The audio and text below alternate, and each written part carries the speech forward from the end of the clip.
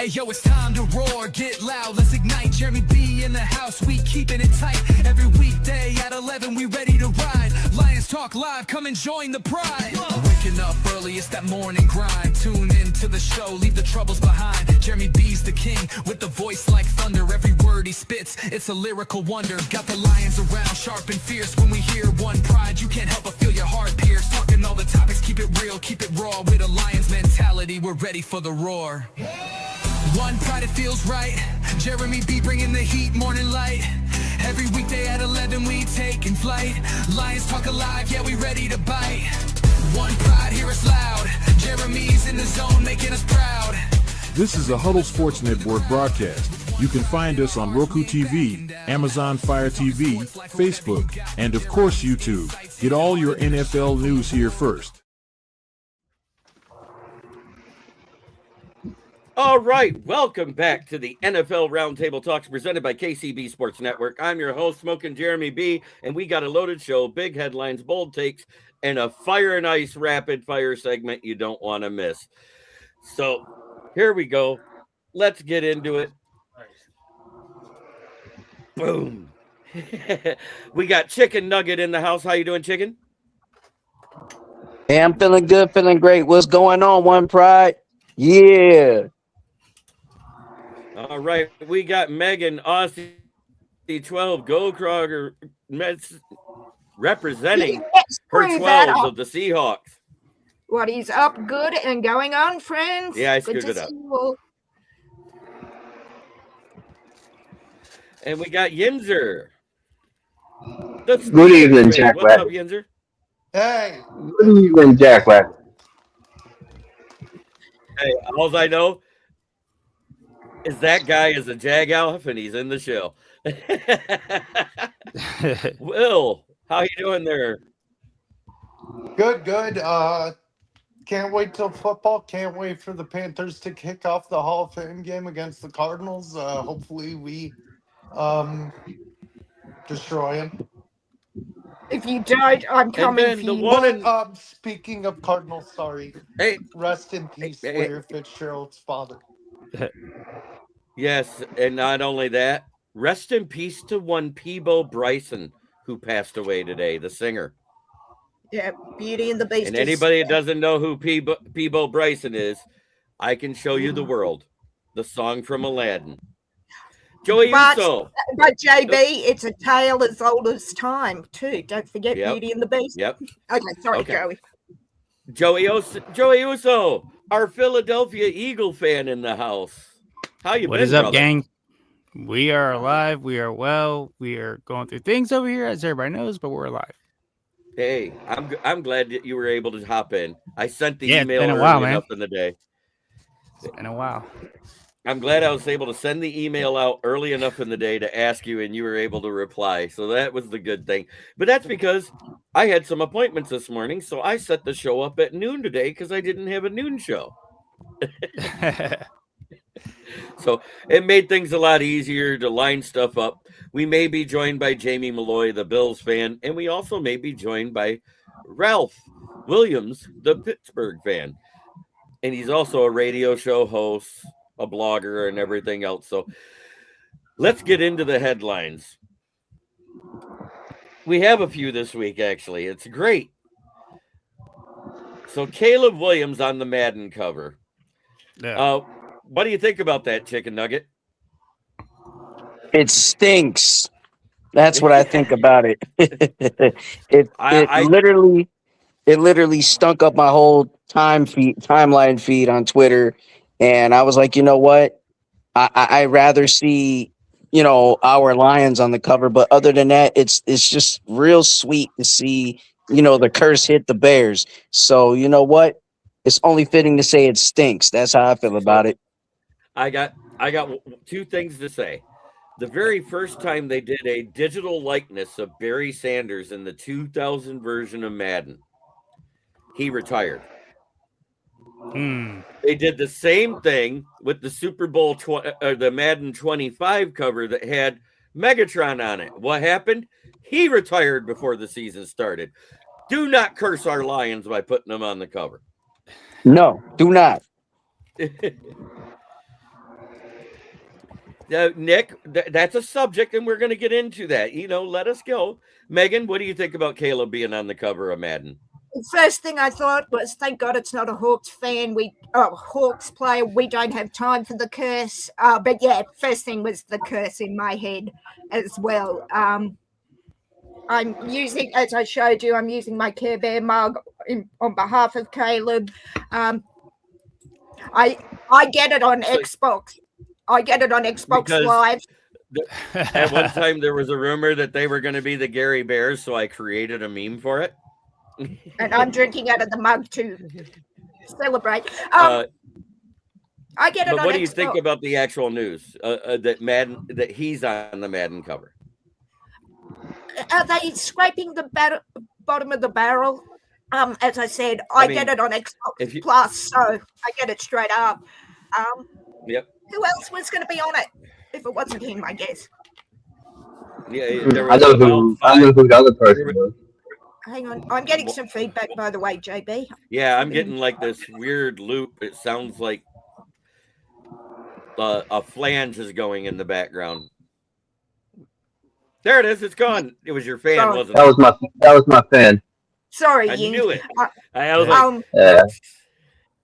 I turned it off. Okay. Who else would it have been? Okay. Who else was it? I heard it was JSN was the other person. No, JSN? Not true. Not JSN. true. Because he was the offensive player of the year. Not true. Seattle said no. No. He was one of the finalists, is all. Yeah, that was actually Yins could be right. Not what I heard is what I'm saying. That came out of EA Sports. Yeah, that came from EA. Seattle doesn't have to do with it. It's EA. Yeah, so nothing. It was a toss-up. Yeah. I hadn't heard that, but I heard Seattle wasn't interested. Okay. But what do you think about the news of him being on the cover, Yenzer? It's bad if you're a Chicago Bears fan. Good if you're not a Chicago Bears fan, because that's just a curse to be on there. If I was a player, I would stay as far away as I can from that cover. Ask Christian McCaffrey. It bit him twice. But anyways, Will. Oh, wait. It's the one, the only. As soon as there he is. Forehead. Oh, I can't breathe. Hey, Forehead, just a heads up, we're doing 2 Jamie. topics. How you doing, Jamie? Well, good about you. But good. So honestly, go ahead.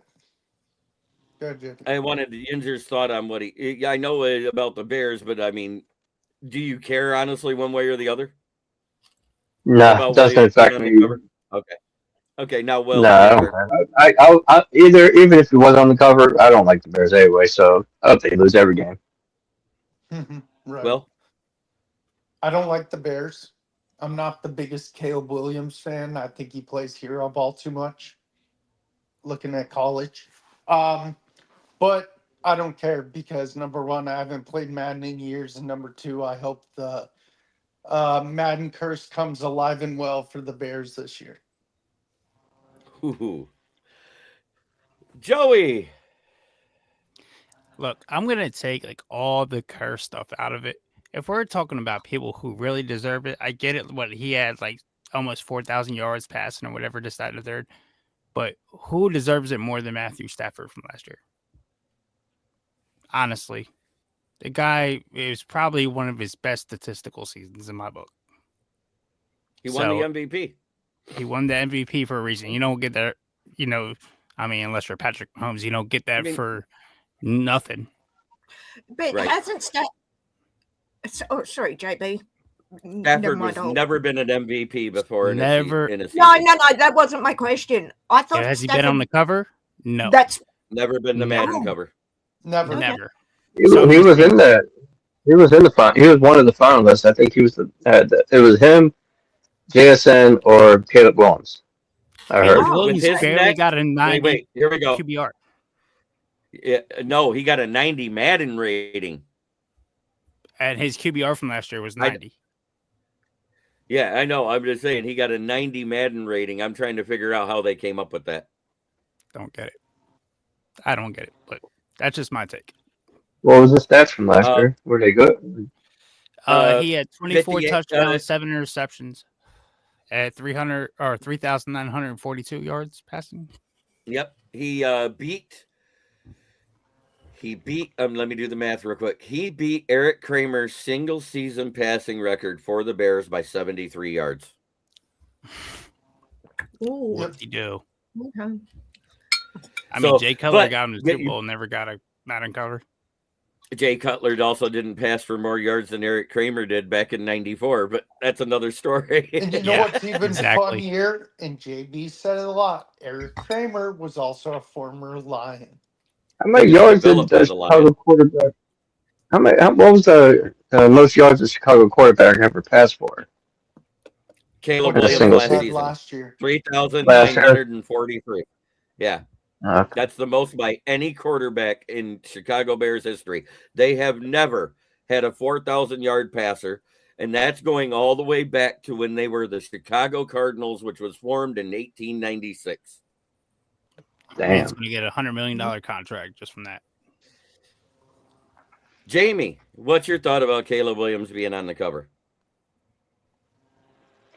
I'm happy for him. You know, he paid his dues last year, but I mean, Bills play the Bears this year at home.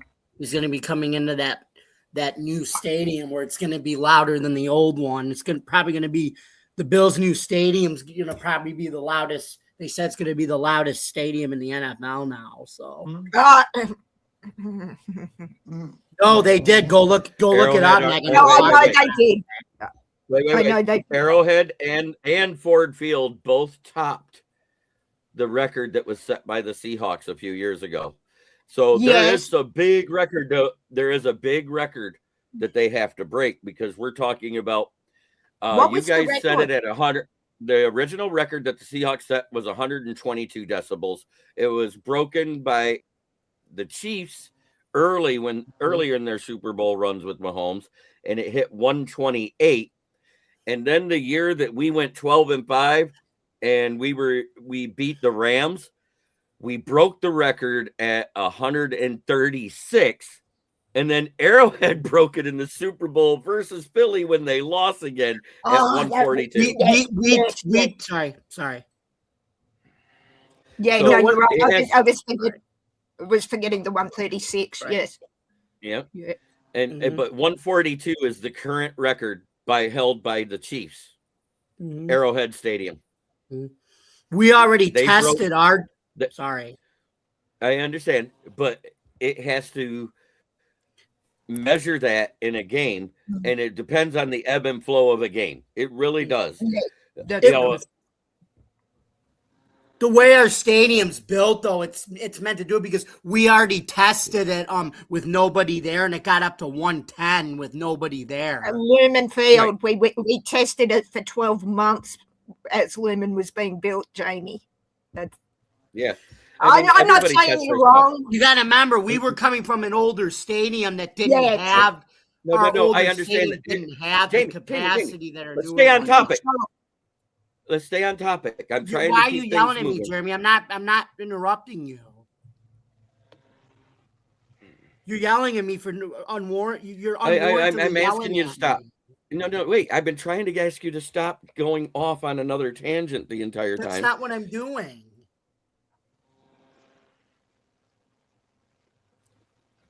Okay. I want to stay on subject. I just want to stay on subject. You're happy for Caleb? Good, right? Yes. Okay. Because I'm trying to keep the show flowing is all. But that being said, I don't care if the curse bites him or not. I hate the fact that they gave him a 90 rating as a QB when he was 26th in completion percentage last season. I could care less where his touchdowns and to interception ratio was, but as a quarterback, he was 26th in the league for completion percentage. He was below the benchmark. What is it? 64% is the benchmark between good quarterbacks, average, and below. He was below that. So everything above 64% is considered good to elite. Correct? Mm-hmm. Hasn't that been the benchmark since they went to 17 games? It's been, if you've been able to complete 64%, you're considered good to elite. Yep. Yep. Yep. Mm-hmm. Yes, All right. absolutely. The next subject, AJ Brown trade fallout. Is this trade for AJ Brown, does it hurt the Eagles more than it helps the Patriots? And I'm going to start with you, Jamie. I I think it helps the Patriots, but it helps the Eagles too because they don't have to worry about, just relying on him. They can go back to they got the first round pick back that they traded to get him from Tennessee. Plus, Tennessee gets to reunite. He gets to reunite with Vrabel, and then, like I said, the Eagles can play more team ball now that they got his distraction out of the way, and Brown can go ball at New England. So I think it's a win-win for both. Okay. Joey, with you being an Eagles fan, did you feel like that distraction was more media hyped than it needed to be? Or was it really a distraction? So I was leaning towards media for a long time. But if you think back to this has been going on 2 years. And we're not going to, I don't know if we're going to get into it, but I'm not going to get to it myself. But the whole thing about him and Hassan Reddick, whatever it is, that is what started the whole thing 2 years ago. And that's where the Hurts and Brown beef started. So I'm at this point, I don't think it's as much media as I thought. All right. Well, You know what?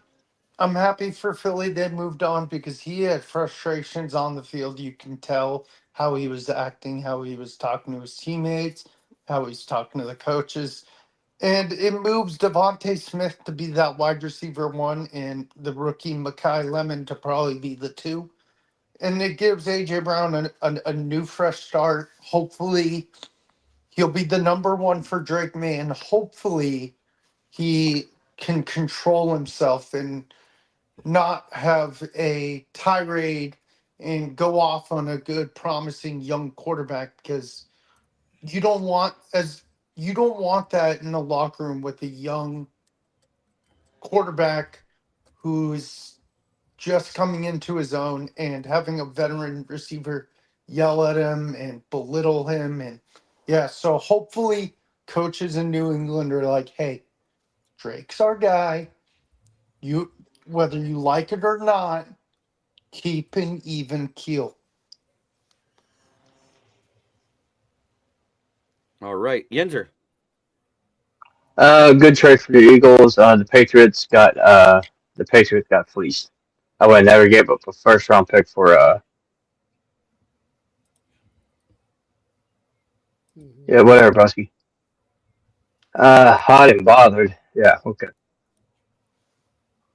Go ahead, Yeah, Bruce. The Patriots definitely got fleeced. I would never give up a first round pick for AJ Brown. Good for the Eagles. All right. Megan. I have to say I wasn't following this because, of course, I got sidetracked with Myles Garrett, which we'll discuss later. So I really don't know either way. I'm going to be honest. As I said, NFC West has been wild the last few days. So, yeah, I don't really have an answer. All right. Chicken Nugget. I think it's a win for both franchises because they both got what they wanted at the end of the day. AJ Brown has head case moments, but at the end of the day, if he can be on the same page with Drake May, then they can definitely perform well on the field and produce great wins and great not mediocre performances. Then they'll be just fine for the Patriots. So at the end of the day, the Patriots got what they wanted. Eagles got what they wanted. That's how it ends. All right. My take is I think it was a good move for both teams. Number one, he needed a new change of scenery, and he reunites with his old coach, with Mike Vrabel, where he actually did have some limited success with one Mr. Marcus Mariota. And I think Drake May is way better than Marcus Mariota. And for the Eagles, Devonta Smith the last 2 seasons has been their number 1 wide receiver, more receptions, more yards, more touchdowns. So they really didn't lose a wide receiver 1, they lost a wide receiver 2. I disagree with that. I've seen Bryce Young developing and looking better every year he's played. This is his make or break year going into the last year of that rookie contract. I think this is the year that'll get him an extension or not. I agree. 100%. And we're going to get into that. And we're going to get into that here shortly. Jamie, how do you feel about that trade with the Pats and the Philly? I think he talked about it already. He did, didn't he? He started? Yeah, when Jamie Did he start? needed Okay. answer. Hey, Okay. you Yeah. know, No, like- James. sorry. Okay. Sorry. No, that's okay. I was just making sure I got you because I didn't. It's been so long, I forgot if I asked you. Now, Myles Garrett gets traded to the Rams for, and I get he's one of the best defensive players in the game. He's 32 years old, correct? Or will be by the start of the season. Will be. Thirty. Be 31. And the reason why nobody else pushed any further than asking the Browns about it is because out of the 32 teams, they only talked to 15 of them. All 15 of them got asked the same compensation. Give us your best pass rusher and draft compensation. So that means the Eagles would have had to give up their best defensive end. That means the Packers, the Bears, the Lions, the Seahawks, the 49ers, and all the rest of the contenders, Dallas, all of them had to give up their best pass rusher plus draft compensation. If you wanted to give up just draft compensation, they wanted 3 firsts. There isn't a single team that's going to mortgage their future. Now it puts that stigma on the Rams because they had an up-and-coming player. Yes, he only had 12 and a half sacks in 2 seasons, but everybody forgets 10 and a half was last year. And a big reason why they went in the playoffs like they did. So I'm going to start with you, Chicken Nugget. Does this really make Sam's Rams any better Super Bowl contenders than it did? Or are they? Oh, he turns 31 on December 29th. Okay. He's still in his 30s. That's my point. Hot dogs roll. Thank you. Yeah. That was me, Jeremy. I'm hot dogs roll. Oh, Yeah, Jay, I'm definitely gonna piggyback off that hot dogs roll. That's me, by the way, chicken nugget. Oh yeah, definitely. See, back to Myles Garrett. I mean, he had a record-breaking 23 sacks. At the age of 30, going on 31, he's a great player, elite defender. It definitely puts the Rams over the hump in the conversation of going to the NFC Championship game and pretty much running the NFC and being number 1. But as for their future, they should be worrying about their future and not just, flushing their future down the drain.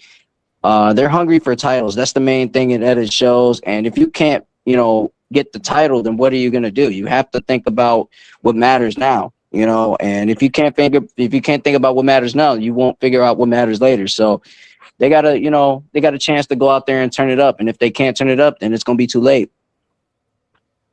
Megan? We were one of the teams that were in the mix for Garrett, but for us to get him, we had to give up Byron Murphy. Obviously, that didn't happen. I think the Rams are, as I said, FDM picks. I don't think they've done enough. I disagree that they will run the NFC West. That will be us, although they will give us a good tussle as they did last year. We play them in December. I can't wait because we also come off our bye by then. And everyone's saying, why isn't Seattle doing anything? All good things to those who wait. All right, Yinzer. We shall see if the benefits the Rams in a big way. Everything looks good on paper until the season starts. Got to wait till the games are played to judge all this because everything looks good on paper. All right. Will Vogel. Yeah. The Rams are in win now mentality. I definitely can see where they're coming from. It sucks they had to mortgage their future, but that's what you have to give up for a player in the caliber of one Miles Garrett. So they did get rid of Verse, which sucks because even though the Browns are nowhere near Super Bowl, their defense is getting better and better. You had that Carson Schlesinger kid. Now you have Jared Verse and a few other pretty solid defenders. But the Rams are in that win now momentum where they want to win within the next 3 years. They want to win another Super Bowl. We know that. Um, and this is another addition to their offseason when they also added Trent McDuffie and Jalen Watson. But yeah, they're in win now mode. And we'll see if there's repercussions in the future. Who knows? We'll see. Only time can tell. Hey, Will, All right. to attach to that, I think that when you look at the Browns defense, they want to go all in on a defense that can provide a spark for the offense and help them out and win games. You know, I agree.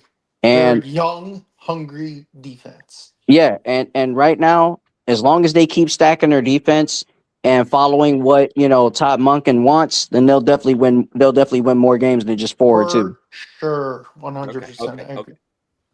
Joey. Yeah, as a counterpart said, they're in a win now mode. Will it come back to bite them? We'll see. I mean, but you have an aging Matthew Stafford. You don't know what they're going to do at the quarterback spot after that. So yeah, why not go in all on him? Oh, Les Snead told you what they're doing. They drafted Ty Simpson in the first round. That's their heir apparent.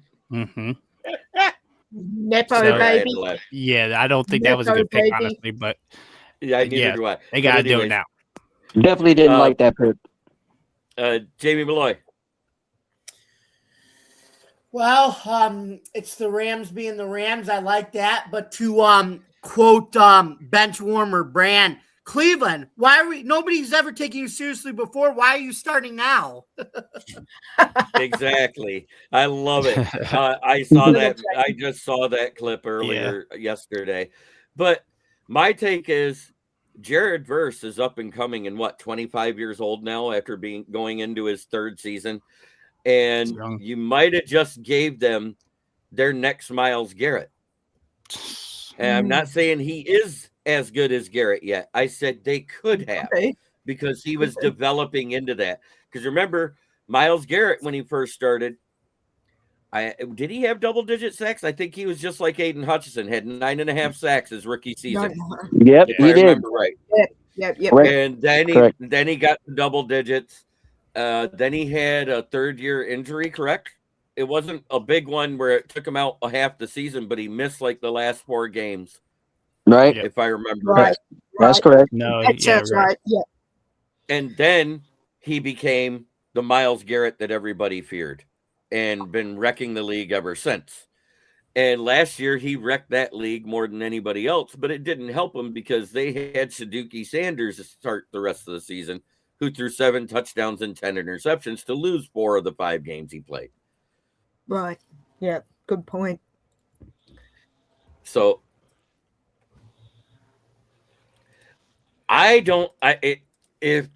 whether they make the Super Bowl or not, I think if the Rams make the playoffs this year, Matt Stafford retires whether he gets to the Super Bowl or not. I agree. Agreed. Because agreed. Agreed. Let me Go give my ahead, reason. I'm still doing my take, dude. Because Matt Stafford has had a neck injury, a lower back injury, shoulder injuries on both sides, his throwing shoulder and his opposite the throwing shoulder. Even though he's been an Iron Man, he's not in his 30s anymore. You know what I mean? He's heading into his 40s. And after those kind of injuries, it takes a toll on the body. Kelly's been asking him for 2 years to retire because she wants somebody home with her and the girls. But I understand why I would go back. Oh, I'm not in cope mode. I said 12 and a half sacks in the last 2 seasons. I said that. I didn't stutter, and I am not in cope mode. Because like I said, when the Lions called, they wanted Hutch in compensation. We weren't doing that. Not when we just re-signed Hutch and we accepted his 5th-year option. Everybody thinks I'm in cope mode. No, I'm not in cope mode. Oh, I'm in realistic mode. Seahawks it wouldn't fans are make it wouldn't make any sense to get rid of Hutch because Hutch is definitely the predominant star on our defensive line. He's definitely easily that number one guy. It makes the question. It makes the question for our team the exact same question we already had. All you're doing is changing the name. Everybody says, "Who do you have opposite Aiden Hutchinson?" You trade Hutchinson for Myles Garrett. Guess what? The question becomes, "Who do you have opposite Myles Garrett?" Seahawks fans, if you believe the chat that Rams fans had with us on our round table, we're supposed to be in cope mode. We're scared and we're panicking. Yoli! Hey, Yoli! Hello, Yes, Packer baby. I created her own meme. Yeah, we're supposed to be in cope mode, panicking, scared, S-less. No, season hasn't started yet, Rams fans. Just saying. And you've got Coffee and tea. I am not saying it's not going to work. I'm just saying until the proof is put on the field, it looks great on paper. That's where I'm at. Exactly. Yep. So on to the next headline.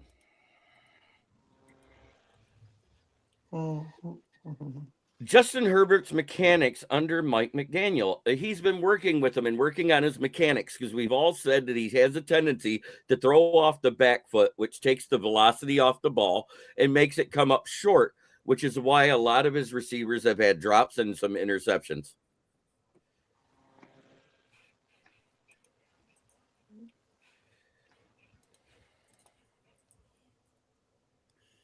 Same, Michael. I think Garrett is better until Hutch gets a 20 sack season. I'm sorry. I will disagree with that. Garrett is kind of like at defensive end. He is what Aaron Donald was the defensive tackle. Mm-hmm. So who's on the next? Is it? Oh. Hey, I said that. Whoa. I'm calling you nuts, Michael, and I'm a Lions fan. I'm happy with Hutch where he is, but if we were able to do the compensation to get Garrett opposite him, I'd have loved it. But it was something that wasn't conceivable. And I'll leave it at that. So Mike McDaniel's been working with him to stop him from throwing off his back foot. What do you think about that, Jamie Malloy? Hey, it's all about the mechanics, and say what you want about Mike McDaniel not being that great of a head coach, but he I think he's a great teacher. You know that Herbert can learn from it.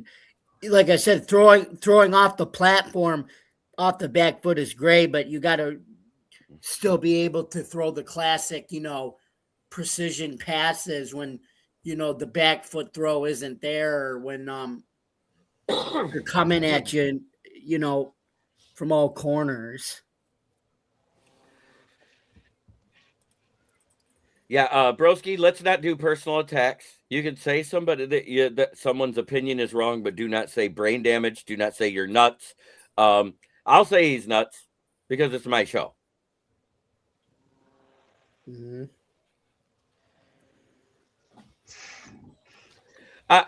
I said Garrett was better than Hutch.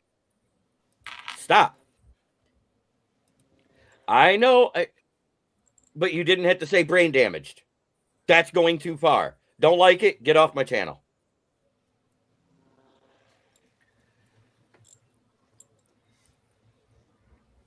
You're talking about a guy that's a published author.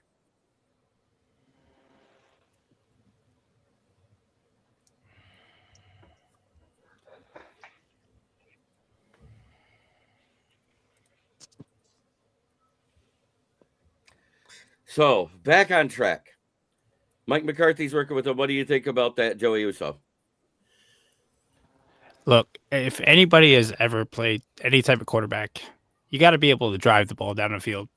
And that starts from the foot to the waist to the upper body. And if he's able to get him to do that, I guarantee you're going to see a lot less interceptions, a lot less throw it up and hope something happens. So if he gets him to do that, he has a great coach to actually teach him how to play the position. We'll see. But if he does it right, he'll be good. I mean, proof is, look at this. You have the guy that basically almost ended up in a nursing home due to brain damage become a better quarterback after all the concussions than he was before. So, right. Yeah. Man. But anyways, Will, what's your take on it? He's not wrong. He's not wrong. Because Herbert, I read an article, he says he feels like he has to get the ball out way faster because he was sacked 54 times last year. 54. And he also needs to get to the ball to the receivers faster so when they catch it, they can go straight up fields. Mm. It's simple math. Like A plus B equals C. Like, get the ball out faster, get to the ball to the receivers in their hands faster so they can cut up field. Boom, done. Yeah.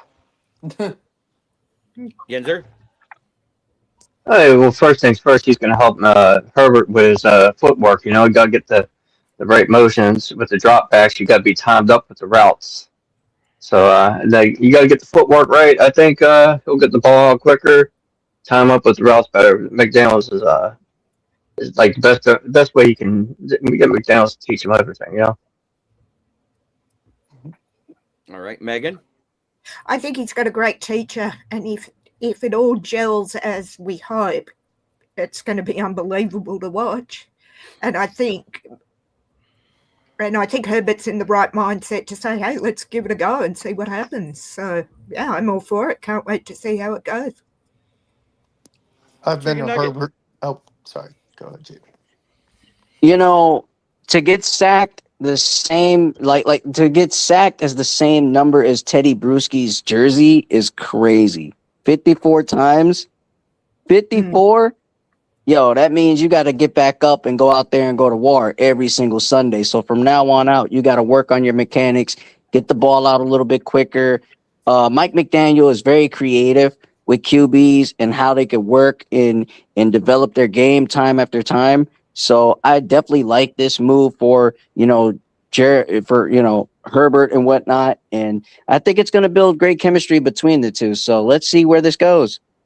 Yep. And 6 of those sacks were against the Patriots in that playoff game.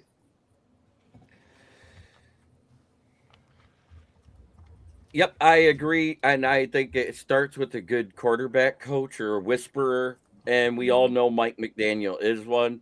As a head coach, he was another mediocre Mike 3.0. The first mediocre Mike, unfortunately, Yinzer, is in Pittsburgh. That's Mike McCarthy, because after he won his Super Bowl, he became mediocre Mike. Don't I can't argue that. Don't say Mike McDonald in that sentence. Thank you very much. I mean, it's only fitting to say that about McCarthy. Because what has he done lately? Nick, they understand it's my show and I do what I want. It's fine. I'm just saying I don't want the back and forth bickering in the chat. If I wanted to do a trash talk show, I'd be going live into the Huddle Sports YouTube. But I don't. I go live into my channel. So please respect it. Don't attack each other. And if you have fun. like Talk trash about teams, not each other. That's where I'm at. Exactly. Segment 2. Let's have some fun with it.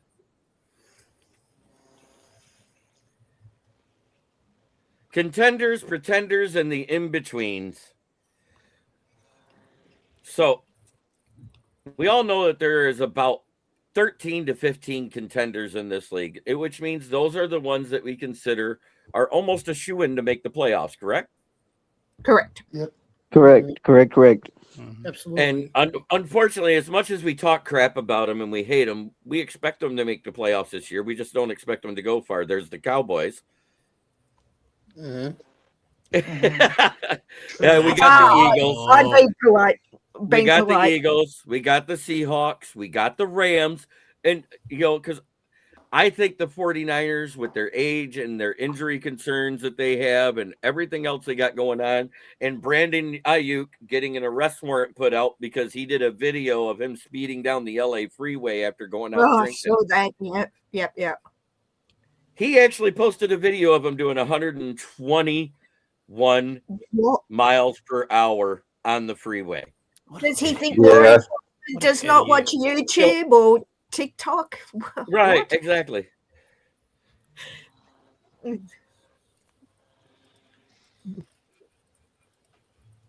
So that's my two from there. My two from the South, unfortunately, until the other two prove they can win it, I'm still at the Bucks and Panthers in the South. I agree 100%, In the AFC South, JD. it's in the NFC North. I say it's the Lions and Packers because I don't think the Bears are going to hold up with the first place schedule. Because let's face it, they went 3-0 against the fourth place teams, while the Lions went 1-2 versus the first place teams. Yeah. So, Yeah. I mean, it all goes hand in hand. And I still say this division is going to be decided on how the teams play outside the division. I think every team has the chance to go 3-3 in this division. And everybody says, oh, there won't be a team with a losing record in the division win the division. Guess what happened last year? The Bears went 2-4 and won the division at 11-6. Yep. And so the teams that were 3-3 in the division, guess what? They didn't win it. They were in the middle. We were 2-4 also, but our 2 wins was against the team that won the division. Imagine that. Funny how that works. It's funny that Caleb Williams is Very 0-4 funny versus how it works. Caleb Williams is 0-4 versus the Detroit Lions in his career. Yes, that I did know. I was aware of that. Yep. I He just find it funny. BTA'd him 4 times. Yeah, the couple times we won due to default. One was because Caleb Williams doesn't understand time clock management, and neither does Matt Eberflush. Flash. Don't insult the Eberflus. porcelain, JB. Don't insult- Eberflus, bad coach. Bad coach. And he was Do so not bad that he insult- couldn't even remember how to be a defensive coordinator and lost his job with Dallas last year. Think about that. I was going to say porcelain has a use. Eberfluss. I'm still deciding. Just saying. It's Eberflush. It's Eberflush. Eberfluss. Now that's going to be in my head, and I will never say his Good. name again. Good. Keep it in your head. So, Oh, even Bears fans call him Eberflush. and in the East, it's between the Patriots and Bills still. I can't say which one's going to come out on top. I think the Bills will, because in the AFC East, yes, the Patriots and the Bills. I think they are the top 2 teams because you can't say the Jets and Dolphins. No. Oh Hell no! I was They're trying. the I only was, 2 teams. I was blanking on the other 2 teams. No, that's Come fair on, when you man. say it like that. I was blanking on who the other 2 teams I were. think he might. I think he forgot how to be a DC after coaching the Bears from post-traumatic stress disorder. Yeah. Yeah, but the Bears, there's only one team that'll give you PTSD more, and that's the Jets. Being coach of the Jets. Let's be fair. Yeah, Oh, no, I I think think they go Aaron hand Glenn. in hand. Aaron Glenn has aged 10 years in his first year there. I guarantee it. I Should have stayed where he guarantee it. was at. 15, possibly. Hey, do you know what team is the only team to have 0 interceptions last year from their secondary, coached by a Pro Bowl defensive back? Jets. I The do. New York Jets. The New York Cool. Jets. They didn't have one, did they? As They I didn't say, have one. JB, Not one. as I say, Jets, where all good careers go to die slowly and I painfully. do like a lot of their moves they did this year, but I Yeah. think they'd have been better off keeping Tyrod Taylor than signing Geno Smith. Right. That didn't make sense to Absolutely. me either. 100%. Yep. I mean, they could have done. No, go ahead. They could have done some with Justin Fields. They could have worked with him. They could have helped him out. No. After week 4 last year, when everybody on this panel had more net passing yards than Justin Fields, yet he still had a higher QBR than JJ McCarthy. That's no credit I mean, whatsoever. well, damn. That's no credit Well, damn. whatsoever, Taking JB. shots. I mean, the shade. I'm just Come saying. on. Am I wrong? Justin Fields had a QBR of 15.8 while posting a negative net 10 passing yards. All of us on this panel sitting on our couch at home threw for more yards than Justin Fields that week net-wise. And I threw them, JB, with a dislocated and broken shoulder. So, you know, there's And that. I'm saying 0 yards is better than negative 10, right? Exactly. Yeah. Exactly. Yeah. That's right. And what? Am I wrong in taking shots, gentlemen? I heard someone say, wow, taking the Oh, shot. no, you're not wrong. And how about that shot towards JJ McCarthy in the process? That's what I was I referring said that? to. That's what I was You know- referring to. That was great. Do you want to know why I actually brought that up? Somebody said that JJ McCarthy is a better QB than Jackson Dart in a chat. Oh my God. Were they under the influence That's my of sleeper medication pick for and- the year. What was that? Were The they under Giants the are my Somebody- influence? sleeper pick. Somebody in a sports chat that I'm a part of said that JJ McCarthy That's a wrong take. That's wrong. is a That's a nice better. take. Wait, let me finish.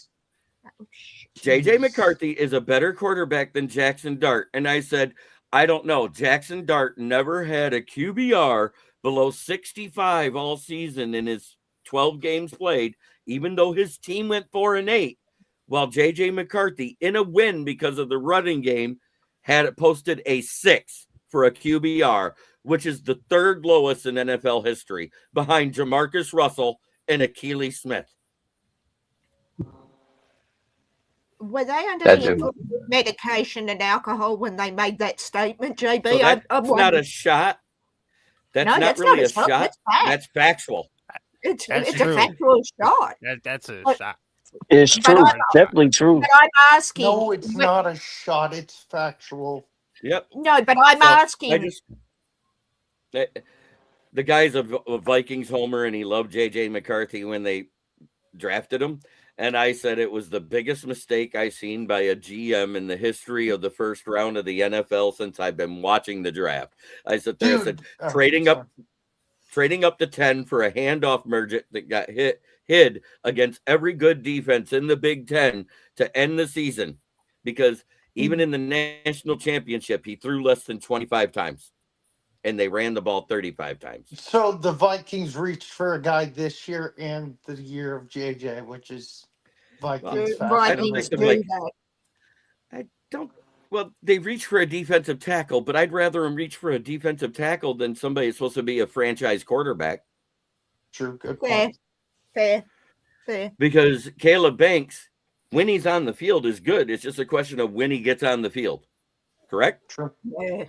True. Are we doing Whereas- Correct. Okay, so who are the pretenders in this league? I think I named 2 of them in the AFC East already, and that's the Jets and Dolphins. The Dolphins jettisoned every single valid wide receiver and signed Devin Achane to a contract that's making Bijan Robinson lick his chops. Yeah. I'm trying to think. Patriots are definitely a pretender for me.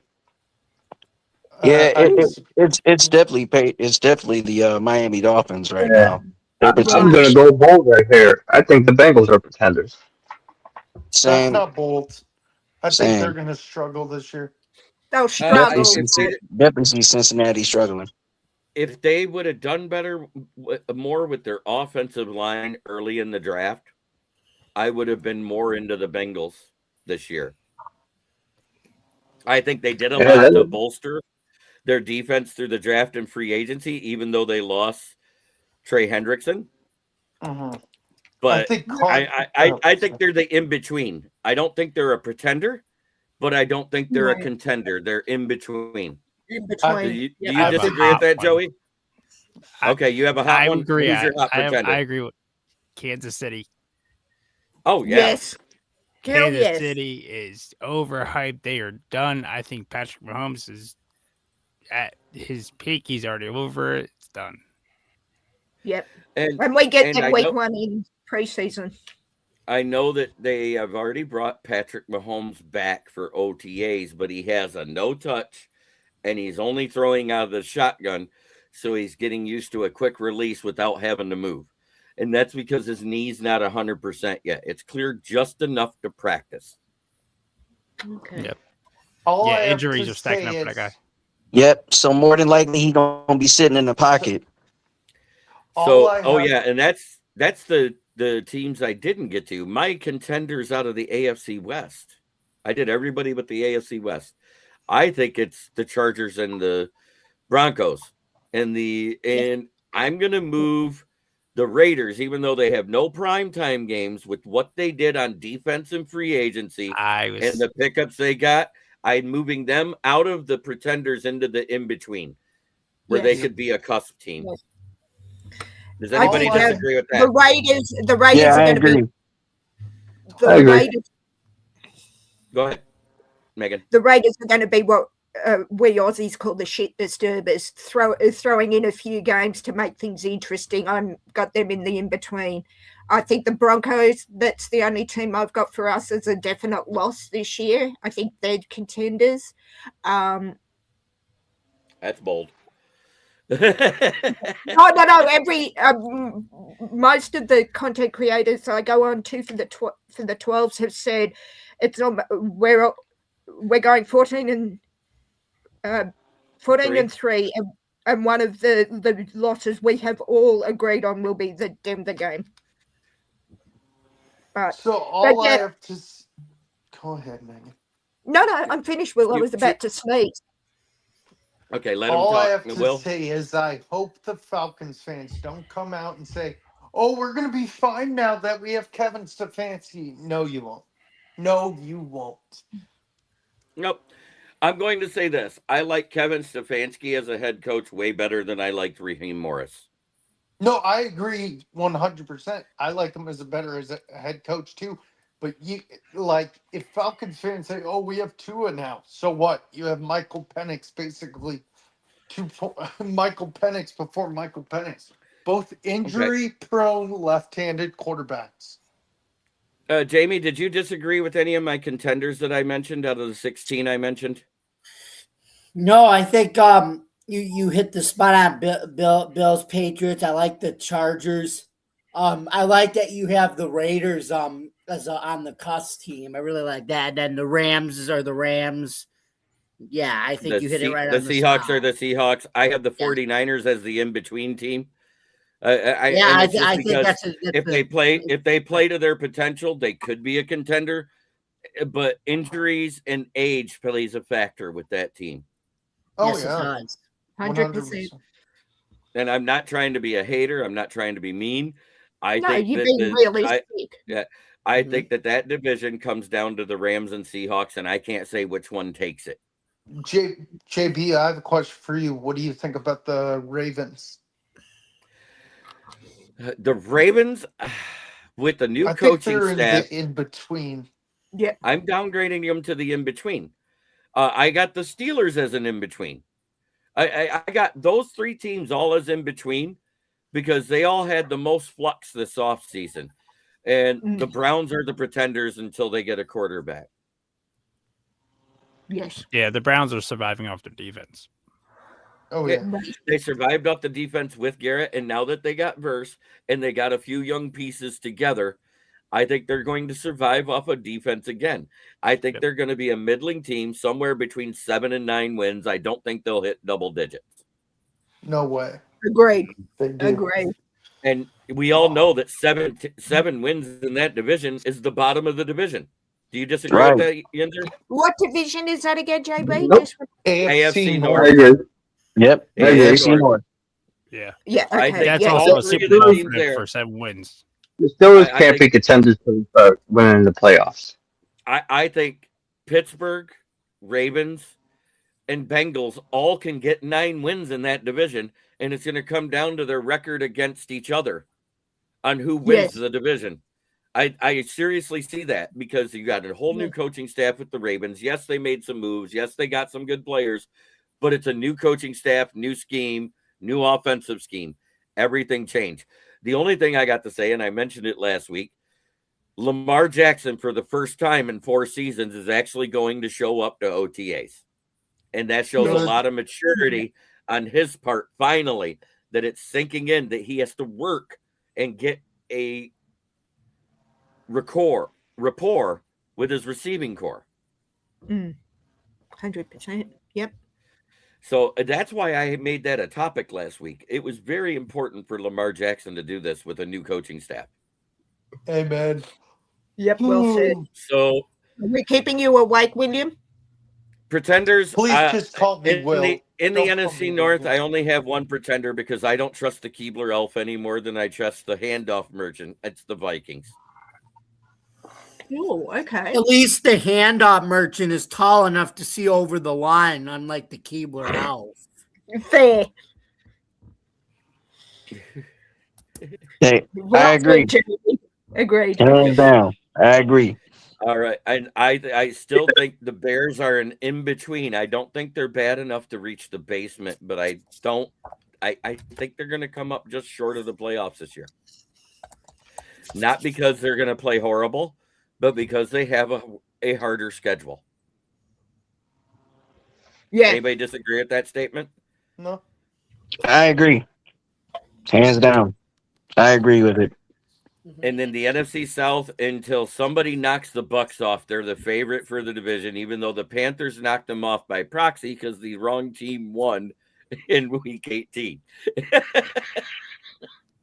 What? Good point. The Falcons beat the Saints, which put the Panthers Oh, that's right. when they had the same record when technically Tampa Bay beat them. Because they split Oh, head that's to head. right. Yes, I remember. Sorry, Yeah, and they Bill. made the playoffs. And they made the playoffs Oh, no, because I the remember Falcons that. beat the Saints. Correct? Isn't that what it was, Will? The Falcons beat Yeah, the Saints, and that's what put you guys in the playoffs? Yes, yeah, seriously. And you know what's crazy is, and I've told people this, if Baker was healthy those last few games, they would have definitely been the better seed. I and think it was a they lot could have more gone than that. farther. And didn't they lose White towards the end of the season, and they had to depend on Berkey Urban, who just came off of injury? Yeah, and They they had also Cade lost yeah. Mike Cade Evans. Otton. Mike Evans went down. Cade Otton played until week 15. They had a tackle out. They had a guard out in that last game and still beat you. Yes, somehow. Yes. Yeah. That was. I remember thinking of you, Will, when I heard how that game went out, and I just thought, oh. I was like, wow, when I heard it, I was like, wow, we're lucky. And you guys were leading after the half. It was the second half where they just turned it on, and Bucky Urban took over the game. And we played good against the Rams. Yes, you did. I Yeah. remember thinking, oh, could this Hey, be? You know all what, I know, Jake, go ahead. all I know is you played 3 number 1 seeds in your house last year, and you went 2-1. The only one you lost to was the Bills, who housed you. Yes. And you know what? I'm going to call it right now. I got a bold predict. It's not really bold, but I'm calling it right now. By trade deadline or beginning of next offseason, Xavier Legette will no longer be a Panther because hear me out. You got Tat McMillan, you have Jalen Coker, you have and a few other guys. Xavier Legette's the odd guy out. He gets traded.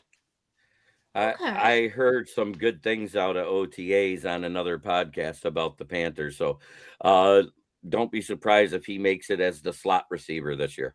If he does, great. If he does, great. We could Because Jalen Coker is looking like the number 2. And I remember Joey, I met him just before that draft when you guys got Jalen Coker. And I said he was one of the sleepers in the draft because of his size and speed and a former tight end that got thin enough to play wide receiver. You know what's funny, JB? There's a video of I'll send it to you later. It's Dan Morgan talking. He's like, "Holy shit, we got Chris Brazil." In the So draft, now he was like, "Shocked." we're going to go to The next segment, because I got to get moving here. Because I got to go soon. Players under pressure. Top players under pressure in 2026. Number one, it isn't Trevor Lawrence from the Jacksonville Jaguars. It's Travis Hunter.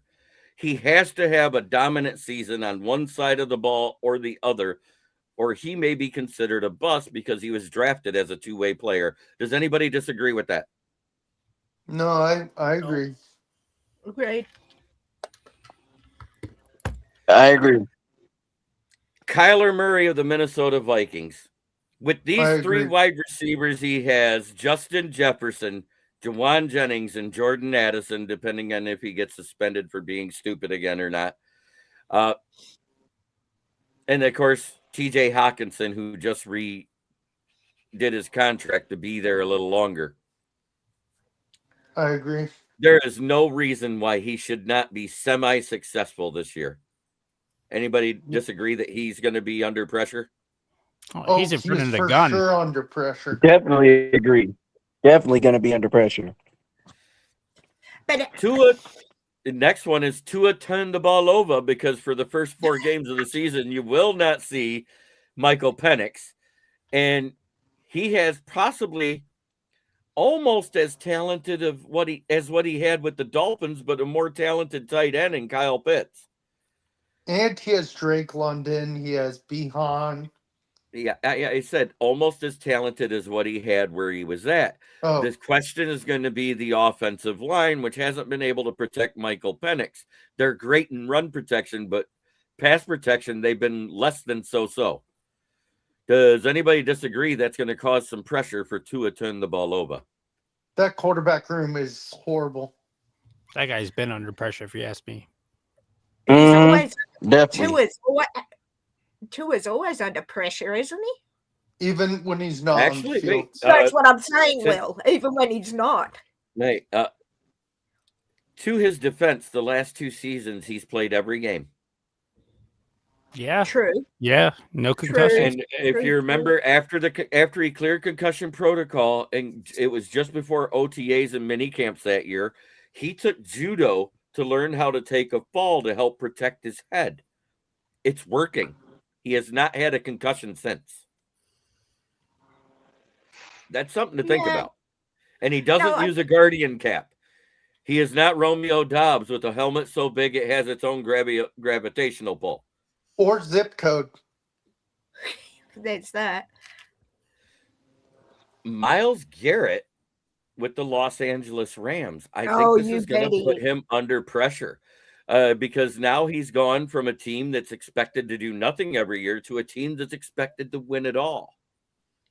I've just got a dugout to grab the package.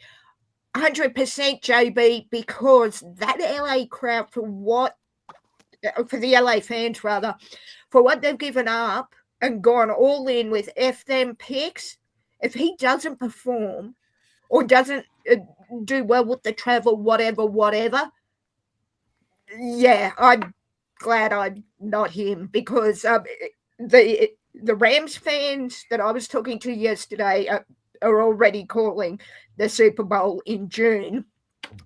And sounds like Dallas. And if he messes up in any way or gets injured, I'm glad I'm not a Rams fan, and it'll make our roundtable interesting. I will return. Okay. Justin Herbert of the LA Chargers, and the reason why is this is the year of his contract. That if he does not get it done with the Chargers, they may want to move on, because next year the cap clears after June 1st where they can get rid of him. Does anybody disagree he's under pressure? Yes. I agree. To play better under a new OC. Agree. I wholeheartedly agree. A.J. Brown of the Patriots, because he now just became their true number 1 wide receiver. Yes. And he finally has the quarterback the type of quarterback he's wanted as his quarterback. Yep. If he does not perform, or if the targets don't go his way, because they do have good red zone targets, Does he implode? Absolutely, he's going to employ without that. The guy's Yeah, soft in he the whale. is. Unless they build him a library, who can play then? My last two are quarterbacks. And the one is from Joey's team, Jalen Hurts, because he's in that same mode that if they don't go far enough into the playoffs, the contract clears up enough they can move him if they had to. I think he needs to improve his completion percentage as well. I think he's one of those ones that was on that cusp. I think he was 63%, which is one of his better years, but it wasn't as good as his Super Bowl year. And it was a down year, but that was a bad offense. And I do take that into consideration. But I do think it adds pressure now that his number 2 wide receiver, because that's what A.J. Brown technically was there the last 2 seasons, was the number 2 wide receiver. He was not the number 1 like everybody assumes. I think he's under a bit of pressure this year. Do you disagree with that, Joey, as an Eagles fan? I do, and it basically comes down to how all the OCs he's had. I mean, they're praising this guy left and right. We got coming in, so that's what it's going to fall on. Okay. Anybody else disagree or agree with it? No, I agree with the pressure. I agree. Wholeheartedly. I agree. 100%. I agree. Okay. Dilly. And the last one, and this is straight from NFL.com where I got this list. Caleb Williams, as he emerges as the face of the franchise for the Bears and now is the Madden 27 cover athlete, he is under immense pressure to repeat as NFC North Division champs, at least. I think I definitely agree because his now number 1 receiver is Rome Odunze. Oh, Well, I technically, forgot Rome Odunze was his number 1 receiver last year, but his Mr. Clutch was DJ Moore. DJ Moore had more first down catches and more red zone catches than Rome Odunze. DJ Moore's cold.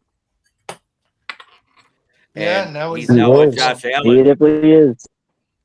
And I love the compensation that the Bills gave up to get him. A 2 and a 5 to get a guy that's clutch like that.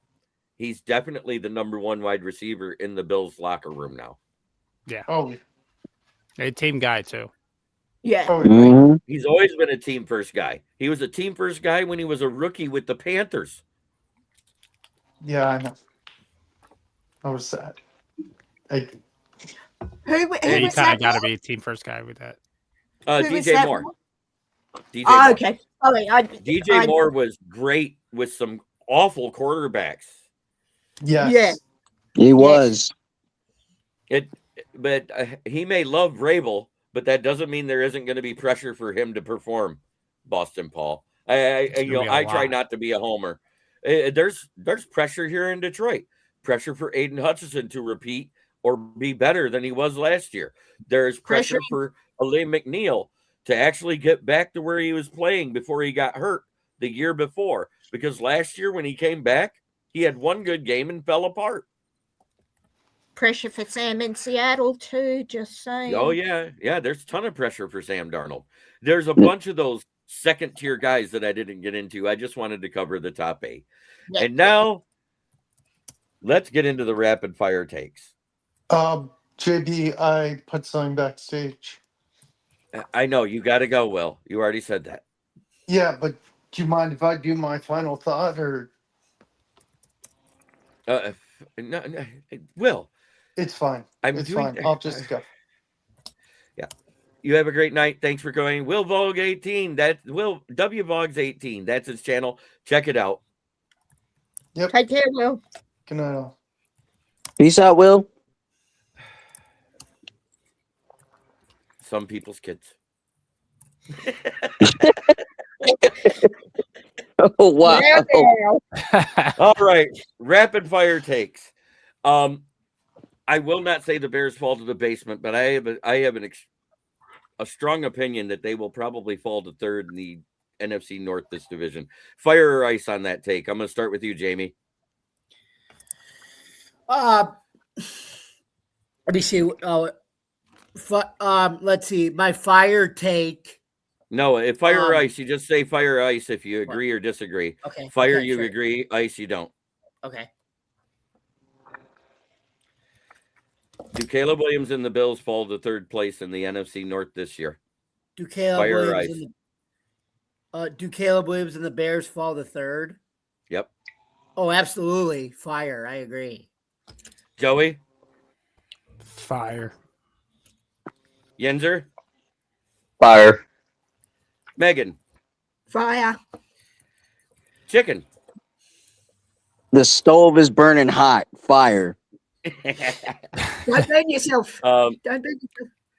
Despite having a good relationship with the coach, is AJ Brown under pressure? Fire or ice? Chicken? Yes, that is fire.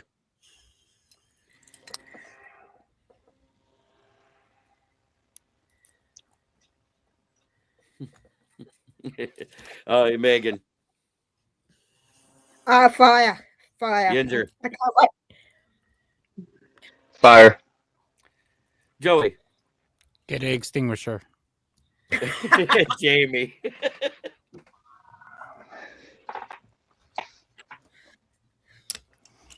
Jamie, is that fire or ice on AJ Brown is under pressure this coming season? Fire. Okay. And last but not least, will the Madden curse strike on Caleb Williams? Fire or ice? Jamie? Fire. Joey? Ice. Ooh. Yenzer? No one ever beat the curse, so fire. Megan? I'm going ice. Things can change, but wouldn't be surprised. Chicken? Can we say hot Cheetos? Yeah, fire. Grilled Fire. cheese. I say flaming hot Takis, but anyways. That works. That so works. Grilled cheese, I would have said, but whatever. All right. And last but not least, it is our final thoughts. We're going to start with you, Chicken Nugget. One final thought about what you see coming out of OTAs with the Lions. Well, for starters, I definitely want to say that J-Mo has put the burners on and just hit the gas and went past DJ Reed. He's definitely playing electric. I can't wait to see this kid go out on a breakout season. He's definitely going to be the boy wonder for our team on the wide receiving room. Absolutely liking what I'm hearing about Keith Abney out there in OTAs. He's definitely firing it up and getting, the gel well with the vets and learning a lot from them in the game and out the game. This team's definitely going to be good. We're definitely in good hands. We're not like, the Rams or any of that crap. We're just the Lions. We're willing to build right. And hopefully Derek Moore can come into fold into fruition and build great chemistry with Hutch and just go out there and ball, baby. That's all you got to do. Yeah. Megan, final thought about your team. I'd just like to say to Rams fans, you think Seattle's scared? We're not. Yes, it's going to make things interesting for the division, but we're still taking the Super Bowl in SoFi. So dry your tears, Rams fans.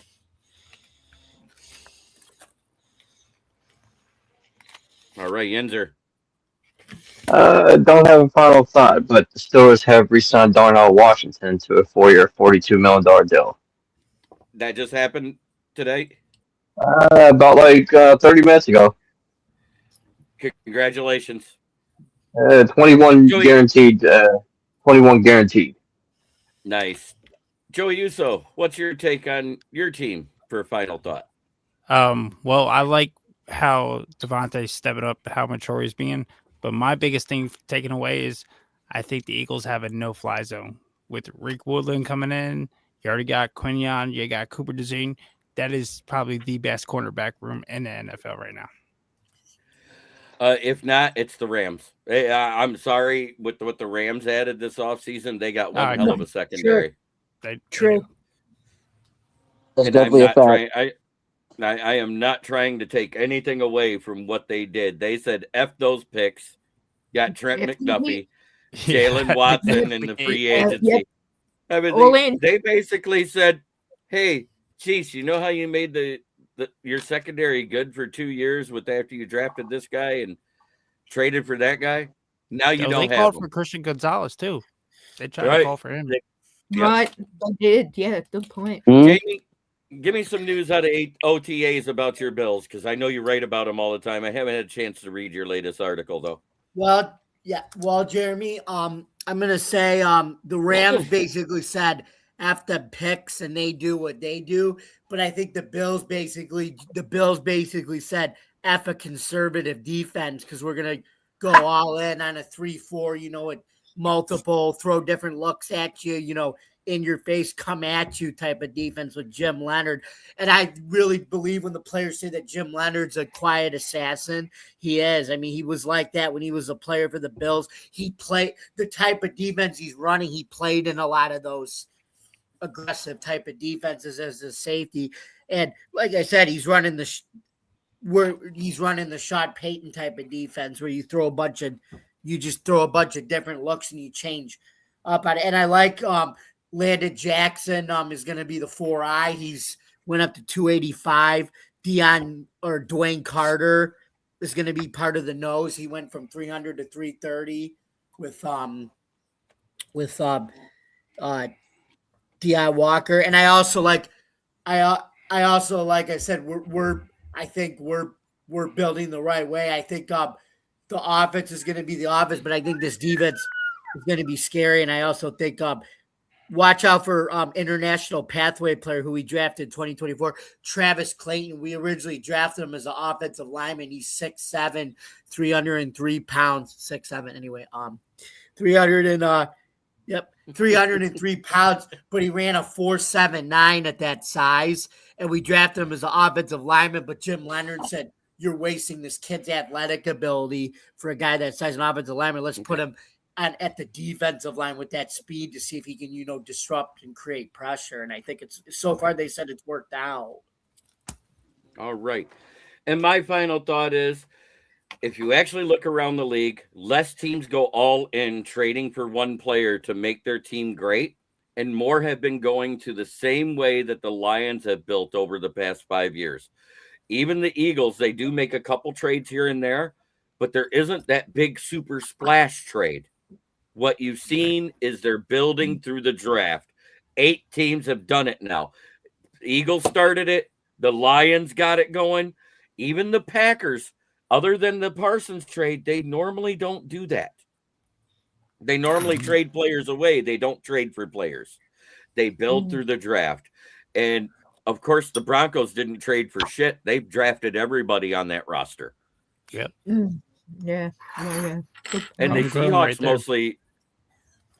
And what do? They sign mediocre contracts to aging, often injured players all the way across. Every single one of our teams I just mentioned have done it to get the vet leadership into the room. It's less about how they play on the field and how they help the team in the locker room to build a culture.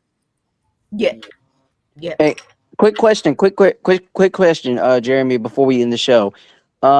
What direction are we going with on defense? Are we going 4-3 or 3-4 when we're out there on the field this year defensively? We are a 4-3 hybrid defense. We are running the 4-man front. Our 4-man front right now, according to what's coming out of 8 OTAs, is either going to be defensive end Derek Moore or DJ Wanham, and the other side will be Aiden Hutchinson. In the middle, it's going to be Williams and McNeil. I don't know who's going to be the DT1 and the DT2 at this point, because Aleem McNeil has to prove he's as good as he was the year that Hutch got hurt when he had his 5.5 sack season, and he can't be a bump on the log like he was last year. But the problem is he played next to another bump on the log, and it made the whole defensive line look like crap, because DJ Reader should have been taken out and Williams should have been playing next to McNeil, in my opinion. Yeah, hey, just asking the question for those that don't know. Yep. But we do run an occasional 3-4. That's why you have 6 linebackers on the roster in a 4-3 defense, because you run more than one defensive look, just like you run more than one offensive look. And Jared Goff has came out and said Drew Pensing is awesome. And after 1 week of OTAs, to hear that out of your quarterback, that means that he likes what he's doing. Mm-hmm. Yes. And it's a great vindication for the player to hear it from a QB this early as well, I think. This has been another edition of the NFL Roundtable Talks. I'm going to allow people to announce where they're from and what they do. Chicken Nugget, tell everybody where they can find you. You can find me on X at CNK313 Sports, and you can get at me right here on YouTube at Chicken Nugget King 313 Sports Talk, and also on Instagram at Chicken Nugget King 313. And I do work for Lions Nation Unite, and I do some stuff with Lions Talk Live. You could definitely check in on that. Shout out to the Do Crew, and yeah, I'm excited for the season. I'm sure you're excited as well. And I can't wait to hear from you guys this year at Ford Field as a season ticket holder. So go out there, follow me on Twitter, and follow me on Instagram, and then go out there and subscribe to my channel, which is sitting at 388 subscribers. Keep on tuning in. Keep showing love to the vids. Love y'all. One pride. Megan. I am on all socials as the Aussie 12. I am also on the Hawk's Nest with Brandon Kane as head mod. I'm on the NFC West Roundtable as head mod.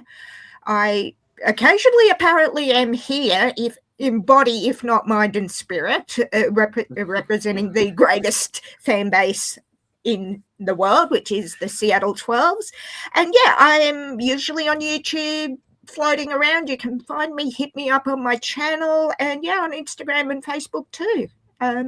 12 is one always. Go Hawks. Yep. Yinzer.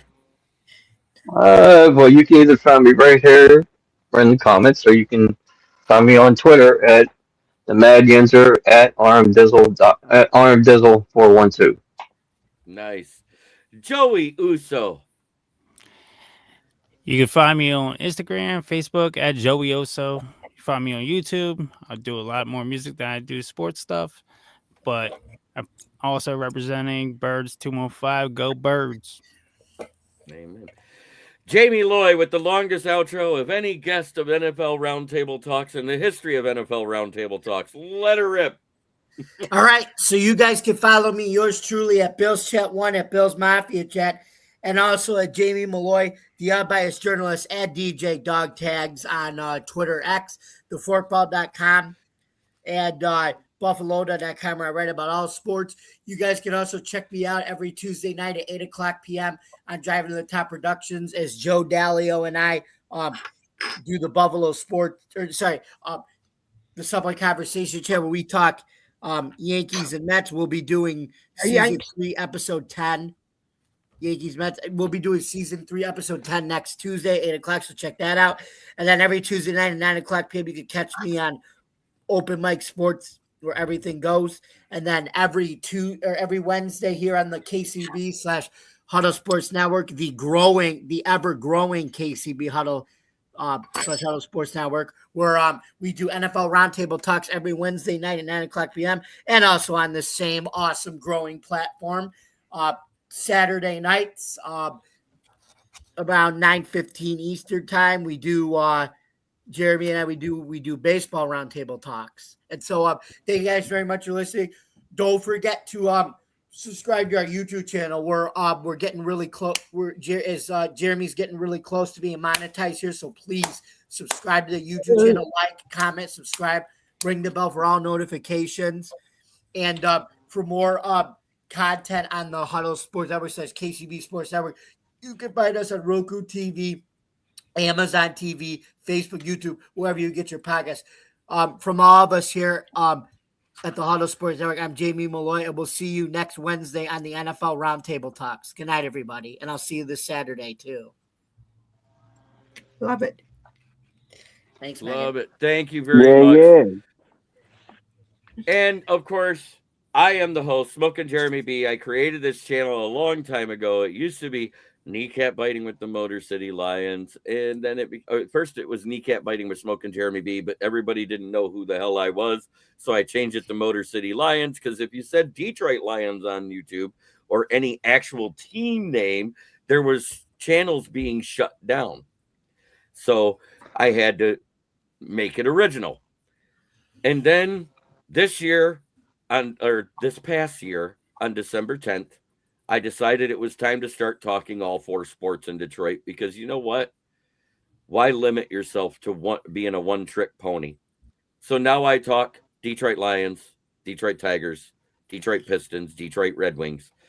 And that's my noon show now, is Detroit Sports Talk with SJB. This show is my premier show that started this, my flagship.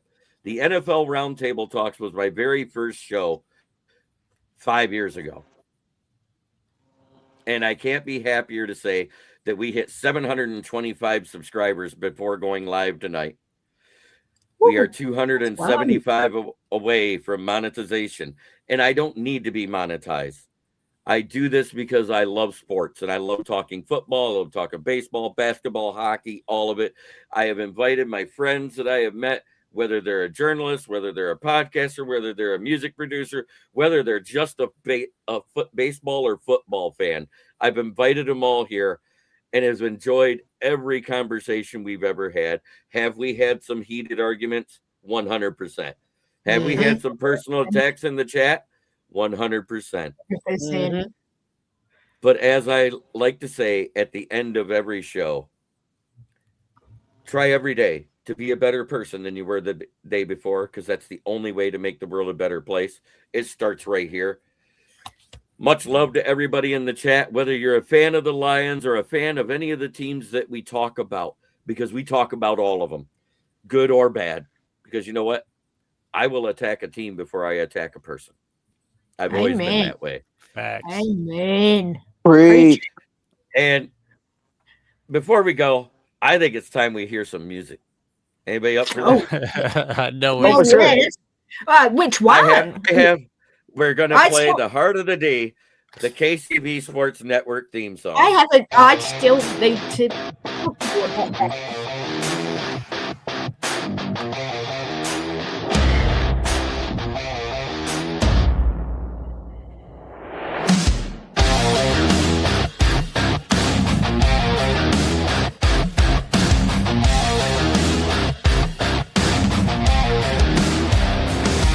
In the heart of the D where we rise and fight,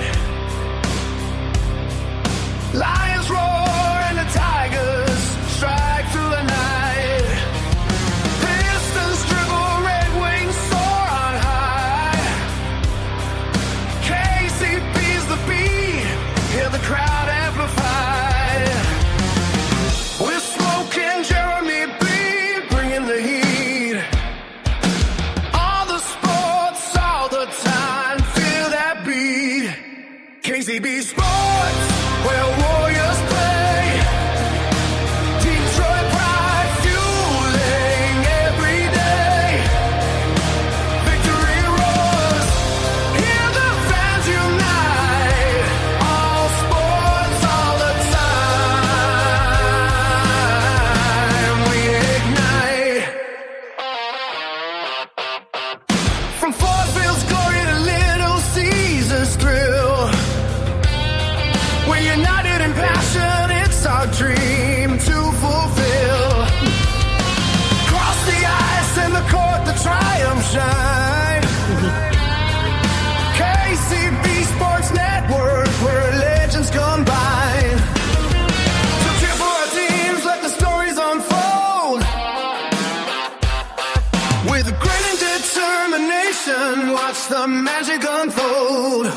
KCB Sports, where warriors play. Detroit pride, fueling every day.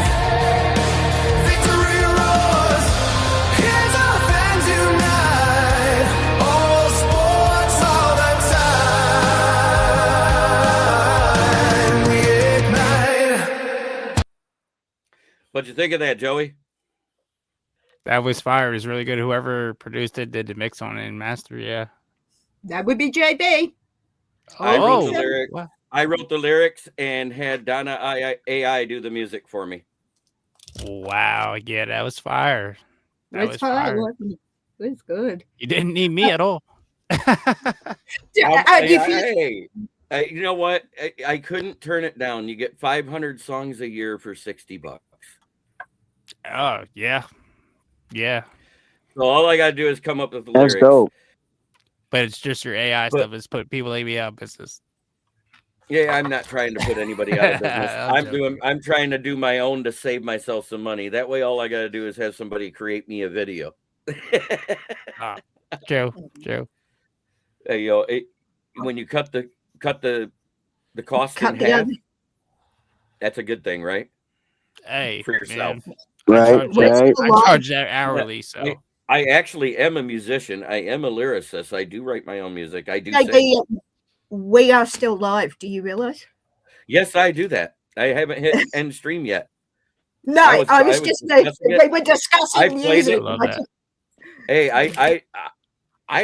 we discuss a lot of things outside of football at the end of the show. We do. Then talk about the alien soon or what? And again, I hope everybody has a great week. Tune in tomorrow at noon if you want to hear about your Detroit sports.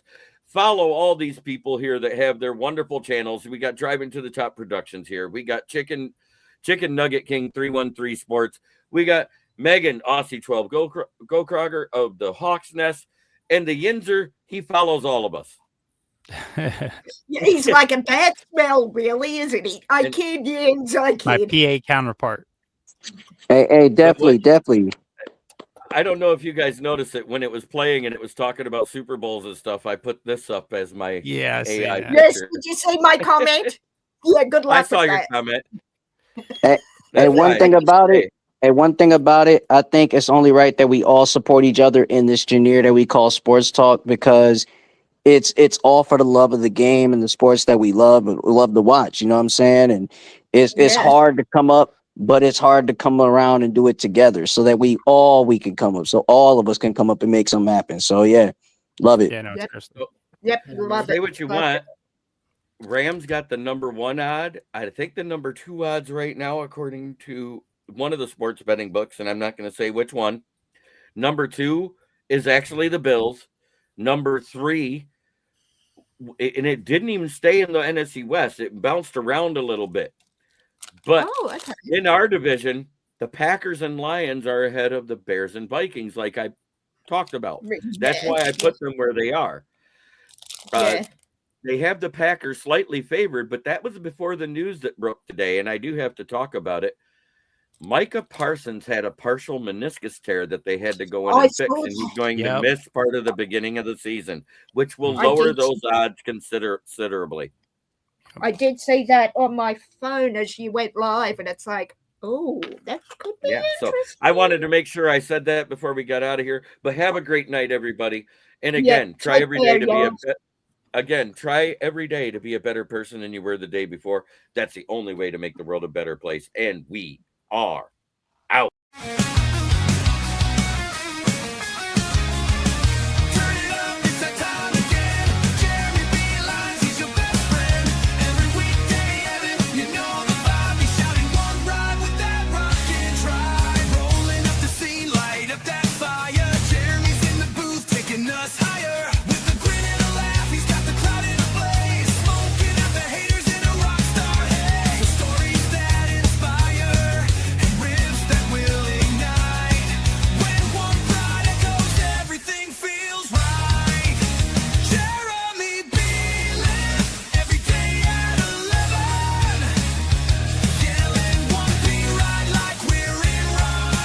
This is a Huddle Sports Network broadcast.